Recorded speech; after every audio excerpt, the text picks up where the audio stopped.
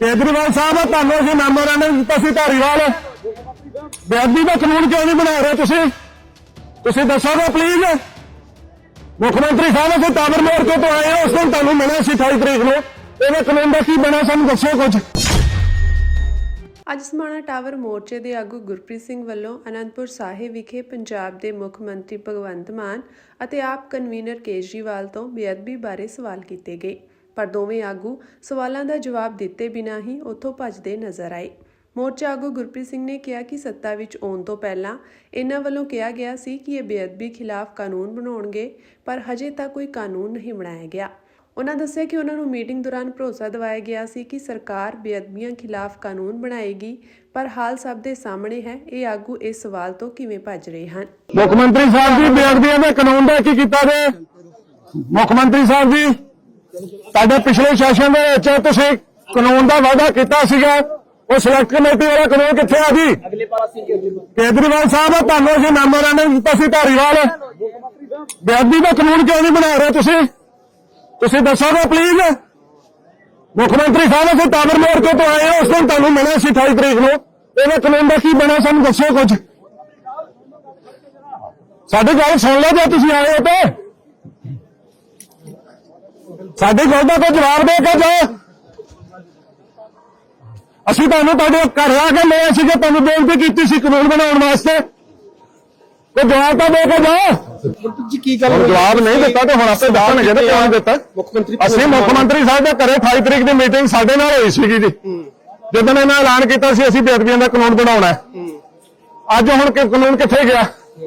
ਇੱਕ ਵਿਧਾਨ ਸਭਾ ਦਾ ਸੈਸ਼ਨ ਚੱਲਣਾ ਜੀ, ਇੱਕ ਵਿਧਾਨ ਸਭਾ ਦਾ ਸੈਸ਼ਨ 14-15 ਨੂੰ ਵੀ ਹੋਇਆ ਸੀ। ਉਹ ਸੈਸ਼ਨ ਜਿਹੜਾ ਉਹ ਸਾਡੇ ਉਸੇ ਮੋਰਚੇ ਦੇ ਕਰਕੇ ਹੋਇਆ ਸੀ। ਅੱਜ ਹੁਣ ਤੁਹਾਡੇ ਸਾਹਮਣੇ ਪੁੱਛਿਆ ਵੀ ਕਿਉਂ ਨਹੀਂ ਬਣਾਇਆ ਜੀ ਕਾਨੂੰਨ। ਕੇਜਰੀਵਾਲ ਸਾਹਿਬ ਨੂੰ ਖੁਦ ਅਸੀਂ 25 ਦਸੰਬਰ 2021 ਨੂੰ ਮੈਮੋਰੈਂਡਮ ਸਟੇਜ ਤੇ ਜਾ ਕੇ ਦਿੱਤਾ ਸੀ। ਅੱਜ ਹੁਣ ਜਵਾਬ ਦੇਣ ਤੋਂ ਭੱਜਦੇ ਨੇ। ਕਿੱਦਾਂ ਭੱਜ ਲੈਣਗੇ? ਤੁਹਾਨੂੰ ਕਿੰਨਾ ਚਿਰ ਭੱਜ ਲੈਣਗੇ? ਪਰ ਅੱਜ ਪੰਜਾਬ ਦੇ ਲੋਕਾਂ ਨੂੰ ਕਿੰਨਾ ਚਿਰ ਬੇਵਕੂਫ ਬਣਾ ਲੈਣਗੇ? ਕੁਛ ਵੀ ਨਹੀਂ, ਇਹ ਕੀ ਹੋਇਆ ਜੀ? ਹੈ ਇਹ ਐਲਾਨ ਤਾਂ ਕਿਤੇ ਵੀ ਕਰ ਸਕਦੇ ਸੀ, ਇੱਥੇ ਆ ਕੇ ਦੇਖੋ ਕੀਤਾ ਤੇ ਜੇ ਗੁਰੂ ਗ੍ਰੰਥ ਸਾਹਿਬ ਦਾ ਸਤਿਕਾਰ ਹੀ ਨਾਲ ਨਹੀਂ ਕਰ ਸਕਦੇ ਤੇ ਇੱਥੇ ਆਉਣ ਦੀ ਲੋੜ ਕੀ ਸੀ? ਅੱਜ ਪੰਜਾਬ ਦੇ ਲੋਕ ਪੁੱਛਦੇ ਨੇ ਮੁੱਖ ਮੰਤਰੀ ਸਾਹਿਬ ਨੂੰ, ਮੁੱਖ ਮੰਤਰੀ ਸਾਹਿਬ ਤੇ ਇੱਥੇ ਸੈਸ਼ਨ ਕਰਨ ਦੀ ਕੀ ਲੋੜ ਸੀ? ਉੱਥੋਂ ਦੇ ਦਿੰਦੇ ਜੇ ਇੱਥੇ ਸਪੈਸ਼ਲੀ ਆਏ ਹੋ। ਪੇਪਰ ਦਰਜਾ ਤੇ ਸ਼੍ਰੀ ਅੰਮ੍ਰਿਤਸਰ ਸਾਹਿਬ ਨੂੰ 2 ਸ਼ਬਦ ਵੰਡ ਦਿੱਤਾ। ਗੁਰੂ ਰਾਮਦਾਸ ਜੀ ਨੇ ਕਿੰਨਾ ਅੰਮ੍ਰਿਤਸਰ ਵਸਾਇਆ ਸੀਗਾ? ਕੋਈ ਲਿਮਟ ਕੀਤੀ ਸੀ ਇਹਦੀ? ਗਲਿਆਰਾ ਜਿਹੜਾ ਅੰਮ੍ਰਿਤਸਰ ਹੋ ਗਿਆ ਤੇ ਬਾਕੀ ਜਿਹੜਾ ਉਹ ਕੀ ਬਣਿਆ ਬਈ? ਖਾਨਾ ਪੂਰਤੀਆਂ ਨੇ ਜੀ।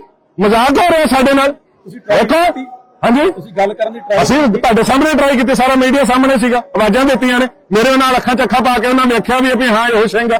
ਤੁਹਾਨੂੰ ਹਾਂ ਮੈਨੂੰ ਏਦਾਂ ਹੱਥ ਵੀ ਕੀਤਾ ਸੀ ਕਿ ਅਸੀਂ ਕਿਹੜਾ ਤੁਹਾਡਾ ਭਰੋਸਾ ਕਰੀਏ, ਕਿਹੜੀ ਗੱਲ ਤੇ ਭਰੋਸਾ ਕਰੀਏ? ਸਭ ਮਸਲਾ ਤਾਂ ਇਹ ਹੈ ਨਾ, ਤੁਹਾਡੀ ਕਿਹੜੀ ਜ਼ਬਾਨ ਤੇ ਭਰੋਸਾ ਕਰੀਏ? 14 ਜੁਲਾਈ ਨੂੰ ਮੁੱਖ ਮੰਤਰੀ ਸਾਹਿਬ ਨੇ ਐਲਾਨ ਕੀਤਾ ਸੀ, ਸਾਰੇ ਮੀਡੀਆ ਕੋਲ ਮੌਜੂਦ ਹੈ ਫੁਟੇਜ, ਕਹਿੰਦੇ ਸੀ ਕੱਲ ਕਾਨੂੰਨ ਲਾਗੂ ਹੋ ਜਾਏਗਾ। 15 ਤਰੀਕ ਨੂੰ ਸਿਲੈਕਟ ਕਮੇਟੀ ਨੂੰ ਦੇ ਦਿੱਤਾ। ਅੱਜ ਮੈਂ ਇੱਕ ਮਿੰਟ ਮੇਰੀ ਗੱਲ ਪੂਰੀ ਲੈਣ ਦਿਓ। ਅੱਜ ਬੈਂਸ ਸਾਹਿਬ ਨੇ ਹਾਊਸ ਦੇ ਵਿੱਚ ਕਿਹਾ ਕਿ 1 ਸਾਲ ਹੋ ਗਿਆ ਸਾਨੂੰ ਤਿਆਰੀਆਂ ਕਰਦਿਆਂ। ਕੀ ਇਹਨਾਂ ਨੂੰ 15 ਜੁਲਾਈ ਨੂੰ ਪਤਾ ਨਹੀਂ ਸੀ ਕਿ ਅਸੀਂ 4 ਮਹੀਨੇ ਬਾਅਦ ਅਨੰਦਪੁਰ ਸਾਹਿਬ ਦੇ ਜਾ ਕੇ ਸੈਸ਼ਨ ਕਰਨਾ?